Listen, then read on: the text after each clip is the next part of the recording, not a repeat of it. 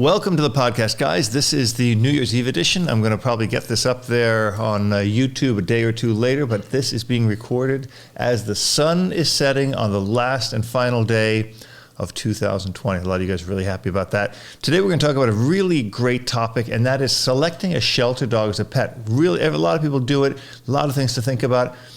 The show is brought to you commercial-free by a new sponsor, a brand new sponsor to the show, and that is TRUPANION Pet Insurance. I'll tell you a little bit about my experience with TRUPANION. I have used TRUPANION for several years with my dogs. Both Goofy and Maya are insured, and Dwayne as well are insured with TRUPANION. I love them. I'm so happy to have them as a sponsor of the show. They make pet insurance easy.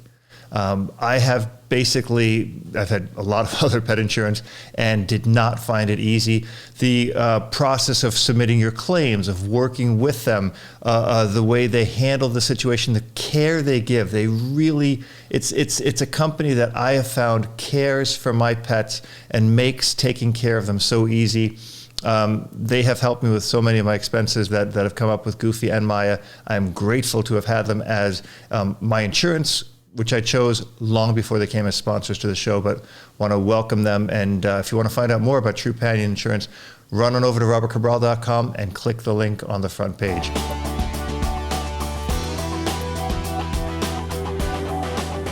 So let's think about this. A lot of people rescue dogs and feel great about it. A lot of people rescue dogs and have bad experiences. But in this show, I really want to talk about the nuts and bolts, the real highs and lows, and the real important things to think about when you're going to rescue a dog from a shelter, whether it's a shelter or a rescue organization or whatever. But I've worked in shelters for 12 plus years, working with shelter employees, shelter management, shelter trainers, working with shelter dogs. And through those years, I found that some of the most amazing dogs you can possibly get will come through a shelter because they're going to appreciate you. They're going to love you.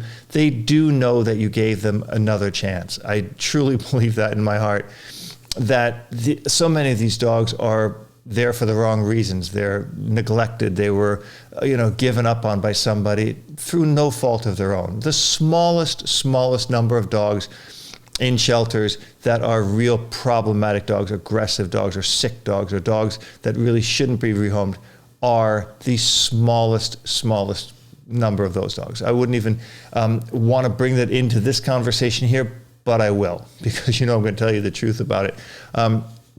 Shelter dogs really, I always say this, I say this in my lectures through Bound Angels, that a shelter dog ceases to become a pet the minute it's dropped off in the shelter. And that is when the person who loved that dog, or the person, I should say, that dog loved more than anything, because the dog is not giving up on the person, it's the person giving up on the dog. The moment that person hands that leash over to the person, the shelter employee, is when that dog has lost all hope. It's the saddest thing, it's the most hopeless thing for a dog, because they're completely at a loss. Through most of the time, through no fault of their own, they've been given up on by the person they trusted. And isn't that really the saddest thing? Isn't that the worst thing that you can actually imagine to happen? And to me, this is one of the highlights of what abuse is with an animal, and someone gives up on them. And people will say, well, it's better they do that than blah, blah, blah. And that might be the case, but giving up on a dog is, except for in the rarest instances, like someone died, the person really, the people really lost all hope, all income and everything. It's really the saddest thing for the dogs. And there's all these pictures and videos you see on the internet of dogs shivering and shutting down in the back of the kennels. And these stories are all true. Dogs don't eat. And there's a lot of great people that go into shelters as volunteers. A lot have gone through my training at Bound Angels University and will then try to make life better for these dogs. And through the work of Bound Angels, we have taken so many employees and helped them to better understand canine behavior, because that's what it's about. So shelter dogs are a great mystery, because we don't know where they came from. We don't know their background. We don't know their medical background. We don't know really anything about them. All we know is what we see, and what you see oftentimes is what you get.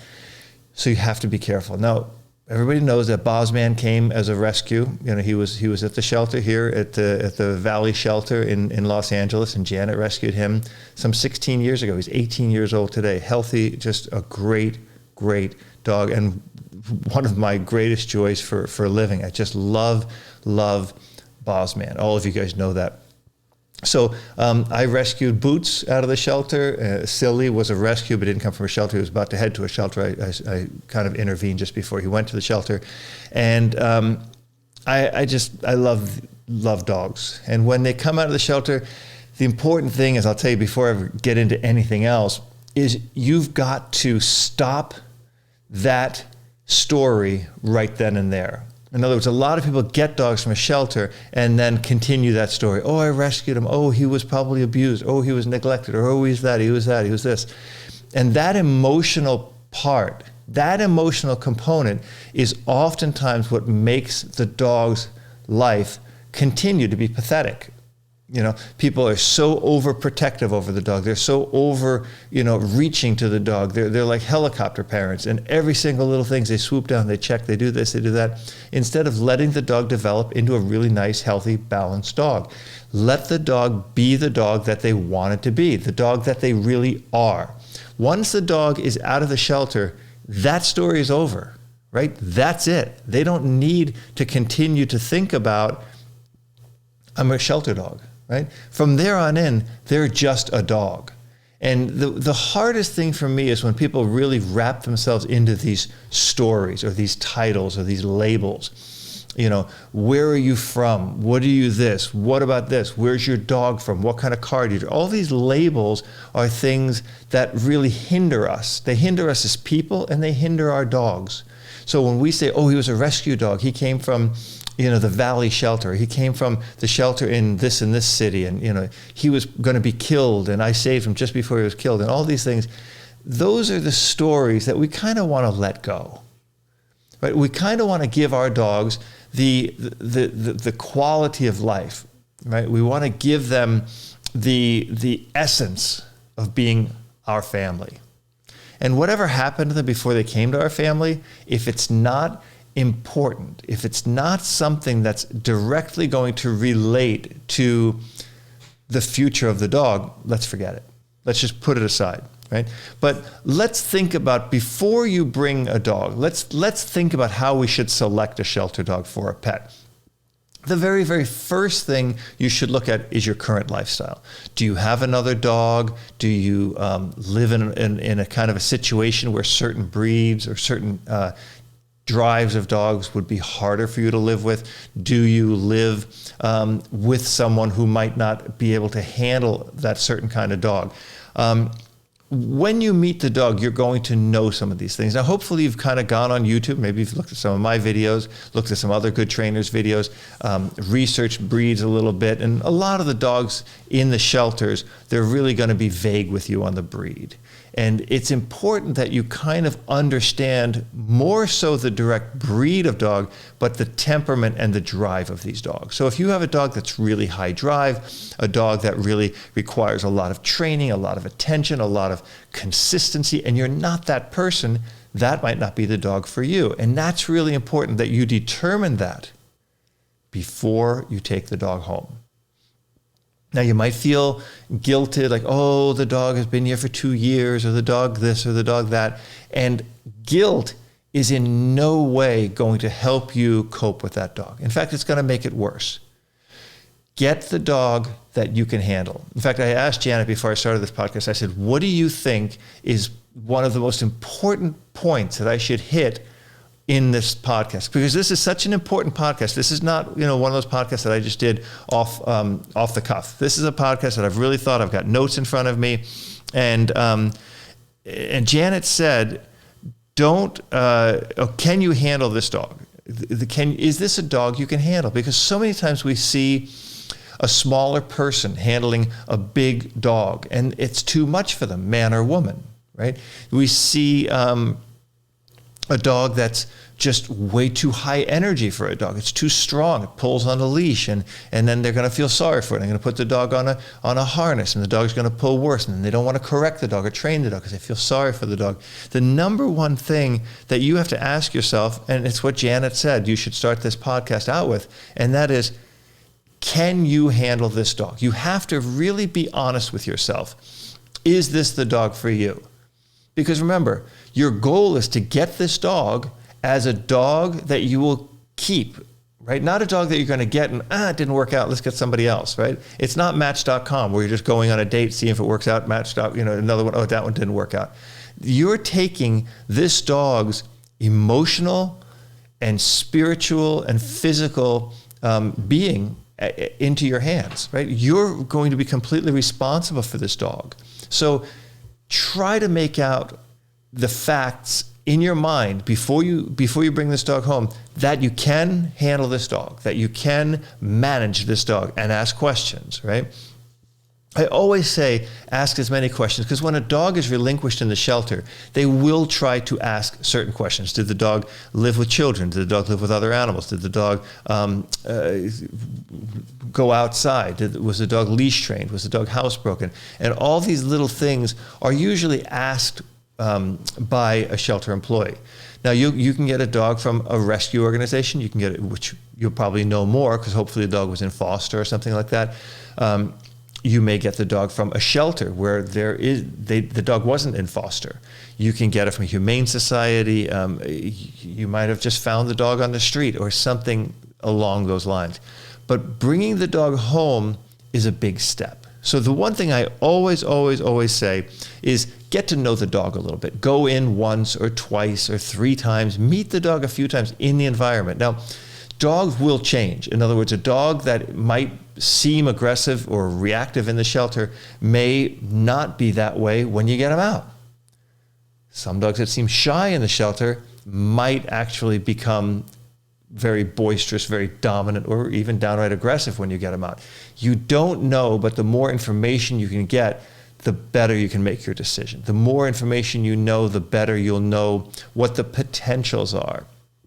So I always try to tell people that if you can take the dog home for a night or two and just kind of get to know the dog or talk to someone who's had the dog home, like a lot of times volunteers at the shelters will take a dog home, or they'll have had the dog in some kind of a foster or in a rescue, or they'll know somebody who's been working with the dog. Ask those questions. And the one thing I want to say, and I'm looking at some notes here, because there's so many things I don't want to miss in this podcast. I think it's so important when we rescue a dog to try to do it as right as we can. Now, there is no 100% right. When I got silly, I asked a friend of mine, I said, is this going to be a lot of work? And he said, yeah, not really. And he kind of got me thinking, well, it can't be that hard. And when I got goofy, I was like, wow, is this going to be a lot of work? And I just kind of hunkered down, and in everything I've done, in athletics and in martial arts, in business, I've always just followed through. I've been a person who's always followed through in everything I've done, so I kind of did the same with dogs. But the most important thing that you're not going to be able to tweak that much is if you have a current dog and you're bringing another dog into this home, how are they going to get along? Right now, more than likely, your dog. So if you currently have a dog and you know that dog does not like smaller dogs, and you're bringing a smaller dog in, you're setting yourself up for failure, right? People will tell you, oh, they'll work it out, and they don't, right? I've never seen it just kind of work its way out and become, hunky-dory. Usually it takes a lot of work, and usually people don't want to do that work, right? They're overwhelmed, they're overloaded, they got too many things going on. And even currently during this coronavirus, people have had a lot more time, but then they complain, well, we can't get the dog around other people and socialize the dog, which you could. If you really work on it, you could. It's not a big deal. But the big issue is you don't want to put your dog at risk, right? You don't want to put your dog in a situation where they suddenly feel as a second-class citizen. You don't want to put your dog at risk of getting possibly bitten by another dog. You don't want to put your dog at risk of being bullied by another dog. Your dog must come first. This was your dog first. This was your dog before you got the other dog, before you thought about getting the other dog. And you've got to take that into consideration, because if you don't, you're being unfair to your dog. So think about your reason for getting another dog. Is it to keep your current dog company? Because that's not a good reason usually, right? You don't want to just buy a partner for your dog, right? You want to bring a dog in that's going to enhance your dog's life and also to enhance your life. You want your life to be better through bringing another dog in. And that's the number one component, because you can give another dog a great life if that dog is giving you a great life. Now, it's going to imply structure. You're going to have to do training, and you're going to have to do all these little things, but it's worth it, right? It's really worth it if you kind of put the work in there and make it happen. You just got to have some tools. We're going to talk about a little bit of those tools today. But remember, if you have a dog or a cat, if you love your pet, I really think an important part of that is taking care of that pet. And one of the ways I take care of my dogs is I feed them a very healthy diet, and I have insurance on both Goofy, Maya, and Dwayne now. I use TRUPANION. The reason I use TRUPANION is because it is a super easy company to deal with. I've had many other insurance on my dogs until I found TRUPANION. I've never looked back after I signed up at TRUPANION. Their claims department is easy to deal with. The people are super friendly. They will talk to you. They will work with you. They're super great. They are the new sponsor of this podcast, and I'm very, very happy to have them here. I am very happy that I am with TRUPANION. I I can't tell you, I've had so many bills come up that I submitted through TRUPANION, and it was just a breeze. They've been great to deal with, and I want to thank them for being a sponsor of the show, and that is why this podcast is brought to you completely commercial free, thanks to TRUPANION. If you want to learn more about TRUPANION, click on the link on my site, or click on the link if you're watching this on YouTube in the video down below.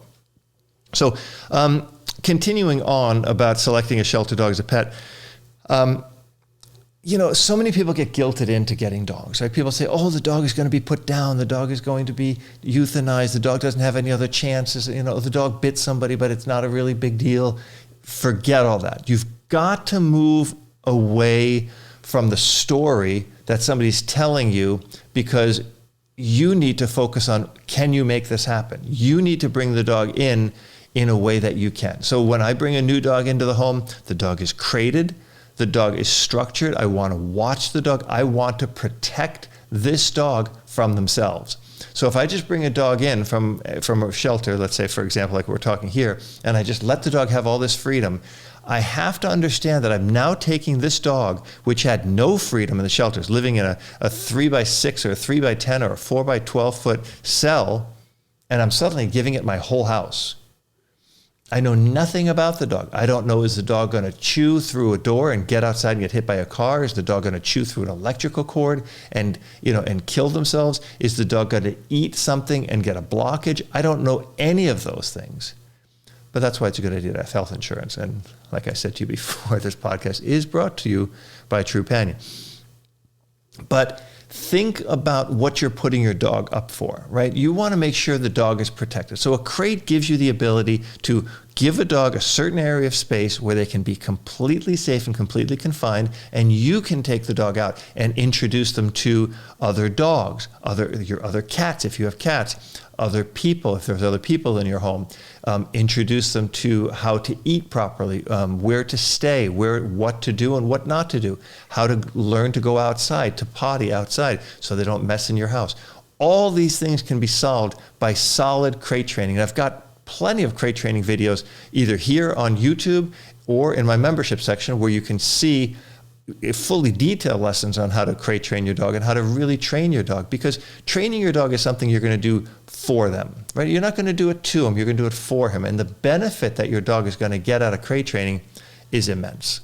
It's just immense. And you're going to give your dog a lot of benefits by starting off with crate training rather than doing it later, because rescue dogs need to feel safe, right? A dog that comes out of the shelter has already been dishomed one time, So they've lost their home. They don't know what they did wrong. They ended up in a shelter, which is a frightening place for a dog by smell, sight, and sound.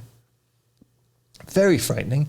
So taking him into your home, a lot of times when they have all that freedom, they get super confused. And that's what you don't want. You don't want dogs confused. Dogs make really stupid decisions when they're confused. So if you put them in a position where they're going to be confused, you're hurting your dog's potential for being a good dog. So I always recommend crate training. Now, if you have another dog and you want to introduce them, I always say the new dog starts in a crate and they get to the other dog. Your current dog will see the dog in the crate. Let your current dog come first. Let your current dog get a lot of attention from you and a lot of love from you and structure and being fed first and getting attention first and affection first, being trained first. Then take the other dog out and show them that. Don't let two dogs meet willy-nilly. Even if you've introduced them, let's say you got to do a little meet and greet at the shelter and they seem to get along fine, don't count on that, right? I've seen so many times things go completely wrong, and I've seen things go in opposite directions. In other words, dogs that didn't get along in an initial meeting eventually became friends, like Maya and Goofy, for example, and dogs that were friends initially ended up not getting along based on how the interaction was continued. In other words, if dogs first meet each other and play and they're happy, and then one dog starts to escalate that drive and then takes that drive to a level that the other dog's not comfortable with, that other dog might snap. And they might either snap back and become very introverted and fearful, or they may snap forward and take a chunk out of the other dog. Both are a disaster. Both are something you just don't want to deal with. You want the dogs to get along. You want to make this a very positive experience. You want the dogs to love each other. You want the dogs to appreciate each other. You want the dogs, most importantly, to respect you as the leader. So if you have another dog, crate the new dog and do super slow introductions, and it will work out if you made the right decision. Remember, it's always easier to get an opposite sex dog when you bring a new dog in. So in other words, if you have a female, that means get a male. And if you have a male, get a female. The females will usually dominate the males a little bit, which is usually totally fine with the males. They usually have no big issue with that. From my experience, I've seen that getting a opposite sex dog makes it a lot less work. Now, if you have a male that gets along great with males and you're a strong handler and you want to get another male, fine. Same thing with a female. I'm just giving you a little input there that you want to think about that. Think about how much time you're going to be able to dedicate to a new dog. That's a really important piece, because when you bring a new dog in, you're going to have to work some things out. Like, in other words, you can't just have the dog out in the backyard and go to work for 8 hours and come back. Maybe you have a friend who can check in on the dog. Maybe you can get the dog during your vacation, so you can spend the first 5, 6, 7 days introducing the dog to your home, to a crate, to getting out. Maybe you have a doggy door. Maybe you have a fenced-in yard. Maybe you have a little dog run. You can start getting the dog used to it. You don't want to just take a dog out and dump them in another area, because if they get out, you don't know where they're going to go. They're not used to your home being their home, so they could feel lost and get further and further away. Great thing to think about also. Make sure that when you get this rescue dog, that you have the dog microchipped, that you have the dog is wearing a collar, and make sure that your name and your cell phone and all your information is on that collar, as well as registered currently in a microchip. Microchips are a lifesaver, because if a dog is picked up, first thing they're going to do is bring them to a shelter or a vet, and they're going to scan that dog. And if they scan it and your information is on there, you're going to get your dog back. The longer the dog is missing without information, the greater risk that dog has of ending up being put down in a shelter or never being recovered. So please think about that. If the shelter you got your dog from didn't microchip your dog, take your dog to the vet and have that done.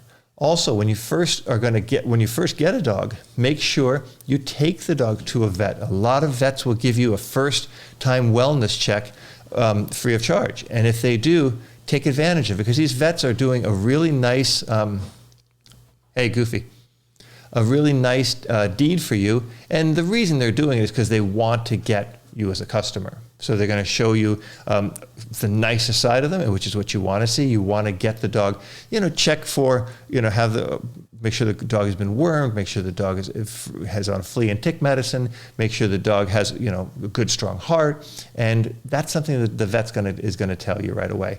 I would also consider doing a blood test on the dog and just getting a good blood panel if you can afford it, because that will give you a lot of information on, does the dog have diabetes or thyroid issues or anything like that. These are all things to discuss with your vet. And if you can get that first vet appointment when you bring him home, that's a really important piece to think about. I like to find out if a dog has issues. And like I said to you earlier in the podcast, a lot of shelters will do what's called an intake questionnaire. So they'll ask whoever's relinquishing the dog. This is based on the side that the dog was relinquished by somebody who couldn't keep them, as opposed to a dog that was picked up as a stray or whatever. You want to find out things such as, was the dog an inside dog? Is the dog house trained? Does the dog know how to go in and out of doggy door? Does the dog get along with cats and other dogs and children? If you have children, please be mindful that not all dogs get along with kids, right? Some dogs have never seen children. They're spooked by children, especially toddlers who are just learning to walk and falling over and making loud noises. That can really address a dog's prey drive, where the dog will be more likely to try to chase the children and maybe nip at them and stuff like that. Be critically aware that your children are going to be okay with another dog. If your child is afraid of children, I should say that differently. I should say if your child is afraid of dogs, because the other way doesn't make sense. If your child is afraid of dogs, trying to teach them a lesson by bringing a dog in, especially a full-grown dog, is probably not a good idea. Now, on the side that it wouldn't be a bad idea is if you had a dog that was completely neutral, that had been around children and was really a nice dog and had this experience, it's a better choice. But a dog that hasn't been around children is usually going to be the worst choice for a child that's afraid of dogs, but also a bad choice to bring home in general if you have kids. Remember, your safety, the safety of your family, and the safety of your current dog has got to be your number one concern, more so than saving the other dog. I hate to say that because I'd love to see every dog get pulled out of the shelter today. I'd love to see the shelters empty. It's been a goal of mine for 12 plus years, but it's probably not going to happen. So because it's not going to happen, we have to address the most important thing, which is the safety of your children, your safety, the safety of people in your family, as well as your dog. And then lastly, the safety of the current dog, the new dog you're bringing in. So if you're bringing in a dog and you have a reactive dog or something like that, don't bring him in. If you can't really safely contain a dog and you live on a busy road or something, and you think the dog's going to get out and possibly hit by a car, think of the dog. Think logically, because I think that's going to solve much more issues than just the idea of trying to get the dog out of the shelter.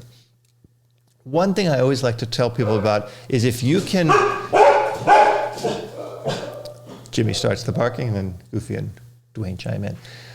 Is if you can foster a dog, it's such a great way to do it. And I remember a good friend of mine was looking for a dog, and he went to the Shelter Hope Pet Shop here, which has really great small dogs. And he and his wife wanted a dog, and they went in and they saw the dog. And my friend Kim said, well, why don't you just foster the dog for a while? And they thought that was the greatest thing in the world. They said, that's the greatest idea, because then if it doesn't work out after a week or two, you just bring the dog back. And in a rescue organization, you have that ability, right? You know the dog is safe. You know the dog's going to go back into a foster, to another foster, or go back into a kennel, and the dog will eventually find a home.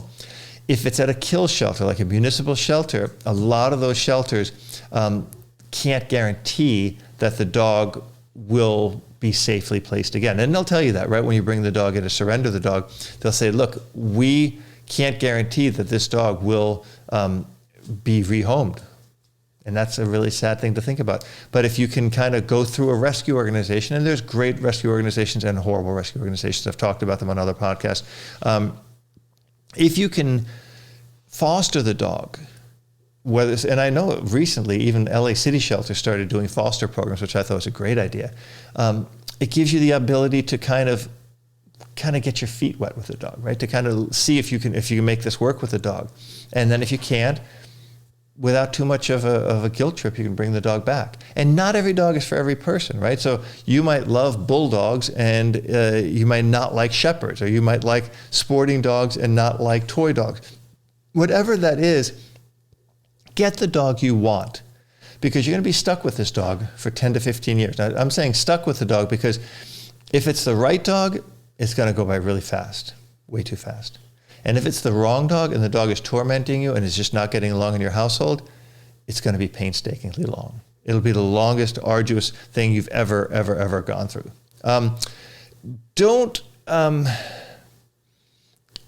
Again, I'm going to really stress this because this was Janet's point early on in this podcast. Don't take the dog if you don't think you can handle the dog. So if the dog is big and you're older or smaller or weaker or don't have the energy to deal with a bigger, high energy dog, don't get the dog.